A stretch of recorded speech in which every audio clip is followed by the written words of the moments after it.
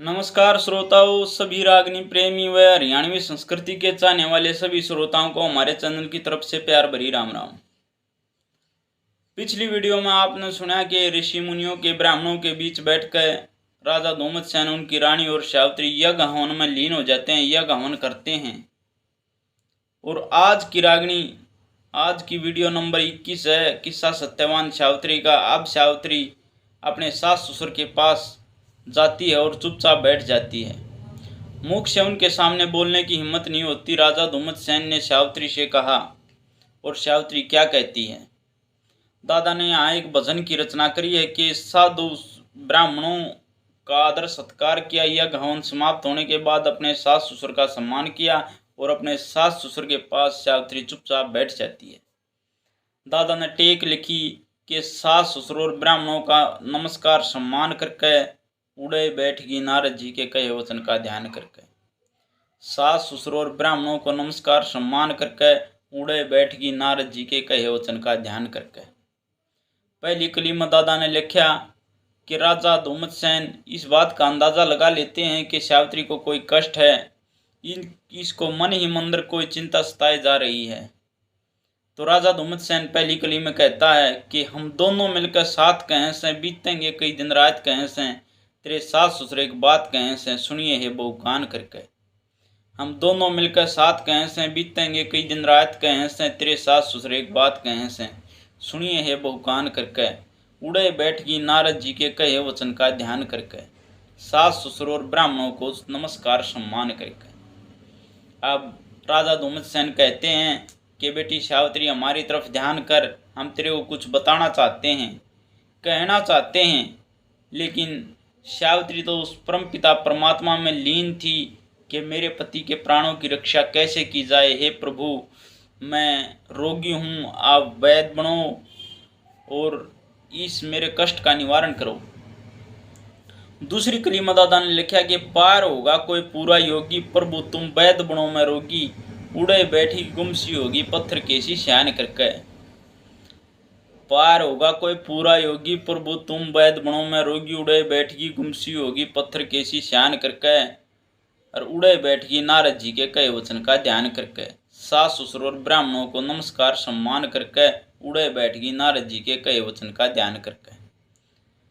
अब सावित्री को राजा धूमतसेन समझाते हैं कि बेटी हमारी बात सुन, लेकिन सावित्री तो उस परम पिता परमात्मा में लो लगाए हुए थी। तीसरी कली में दादा ने लिखा कि राजा फिर कहता है कि बहू तू धर्म का जंग जीतगी, तेरे भजन में लाग नीतगी। बहू तू धर्म का जंग जीतगी, तेरी भजन में लाग नीतगी। तना कई दिन रात बीतगी, देखा ना जलपान करके। उड़े बैठगी नारद जी के कहे वचन का ध्यान करके, सास ससुर और ब्राह्मणों को नमस्कार सम्मान करके। राजा धूमतसेन कहते हैं कि बेटी तूने तो धर्म को जीत लिया है, इतनी गहरी भजन में नीत लगा ली कि तू तो परम पिता परमात्मा के भजन में ही लीन रहती है। लेकिन हमारी बात सुन, जलपान किए कई दिन हो गए तेरे को, कृपा कुछ न कुछ खा लीजिए पी लीजिए। लेकिन सावित्री कहती है कि थारी शरण छोड़ के कित जाएंगी, मैं इस धर्म ताल पर नहांगी। थारी शरण छोड़ के कित जाएंगी, मैं इस धर्म ताल पर नहांगी। कल दिन छप्पन पर भोजन खाएंगी, हटती नहीं जुबान करके। के पिताश्री, मैं यहाँ से कहीं जाने वाली नहीं हूँ, और जो मैंने वचन दिया है 3 दिन रात का व्रत रखा है, मैं उसको पूरा करके ही भोजन खाऊंगी।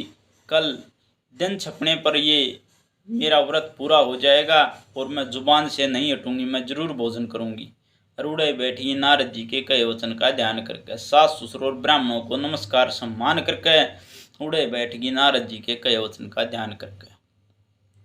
जब इतनी बात सावित्री ने राजा धूमतसेन को कही तो राजा धूमतसेन फिर कहने लगे कि बेटी तेरे कैसी बहू तो सब कहनी चाहिए। बहू मारे परमार्थ में श्रद्धे, इतना एहसान मारे शीश धर दे। बहू मारे परमार्थ में श्रद्धे, इतना एहसान मारे शीश धर दे। इस कठिन व्रत ने पूरा कर दे मारे पे एहसान करके। उड़े बैठी नारद जी के कहे वचन का ध्यान करके, सास ससुर और ब्राह्मणों को नमस्कार सम्मान करके।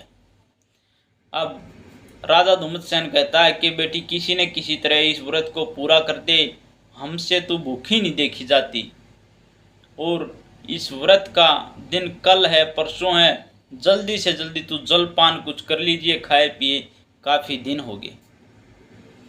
अब अगली कली में सावित्री कहती है कि माड़ा इष्ट देव की जपनी या मूर्त को घड़ी में टपनी, आज पति के बदले जान खपनी, दे दूंगी पुण्य दान करके।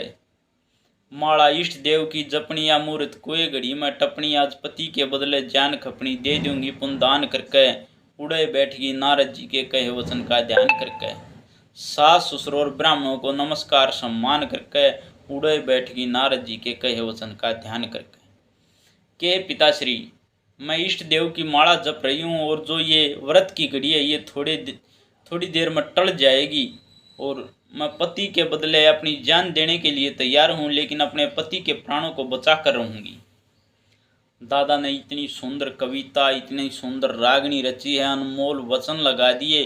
पूरा किस्सा ध्यान से सुनो, शुरू तक आखिर ताई भाइया ना आपने बात बात में सुनने मिलेगा। आखिरी कली में दादा लक्ष्मी चंद ने बताया कि लक्ष्मी चंद महात्मा होगी, धर्म के ऊपर खात्मा होगी, बहू की शुद्ध आत्मा होगी, ऋषियों का स्थान करके। लक्ष्मी चंद महात्मा होगी, धर्म के ऊपर खात्मा होगी, बहू की शुद्ध आत्मा होगी, ऋषियों का स्थान करके। और उड़े बैठी नारद जी की कई बात का ध्यान करके, सास ससुर और ब्राह्मणों को सम्मान करके, उड़े बैठी नारद जी के कई वचन का ध्यान करके। श्रोताओं, यह वीडियो नंबर 21 रागनी नंबर 21 कहो, भजन नंबर 21 कहो, किस्सा सत्यवान सावित्री का चला हुआ है। आप कृपा चैनल को सपोर्ट करें।